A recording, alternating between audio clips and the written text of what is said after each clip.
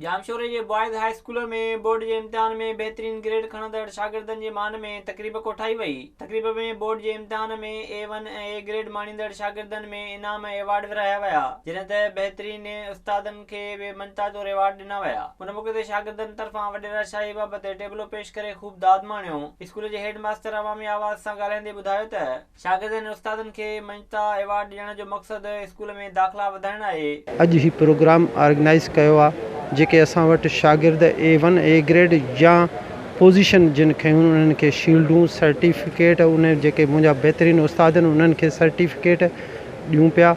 इन जे लाइ त जीअं असांजा जेके ॿारड़ा स्कूल खां ॿाहिरि आहिनि उहे स्कूल में अचनि। तालीम खाते जे अमलदार अवामी आवाज़ सां ॻाल्हाईंदे ॿुधायो त शील्डूं ऐं सर्टिफिकेट ॾिसण में नंढा नज़र अचनि था, पर उन सां एतमाद वधे थो। त ॿार जेके महिनत कनि था उन्हनि खे उन्हनि जी हौसला अफ़ज़ाई थिए, उन्हनि खे जेके इनामात या सर्टिफिकेट्स या शील्ड ॾियनि था, ॾिसण में त इहे नंढड़ी शयूं आहिनि, पर इन्हनि सां ॿार जूं जेके आहिनि सो तमामु घणी हिकिड़ी उन्हनि जी हौसला अफ़ज़ाई थिए थी, उन्हनि में कॉन्फिडेंस ऐं एतमाद थिए थो ऐं उन्हनि जो रुझान जेको आहे सो इल्मु हासिलु करण जे लाइ तमामु घणो वधे थो। शागिर्दनि तरफ़ां होजा माल सां प्रोग्राम जी पुॼाणी कई वई।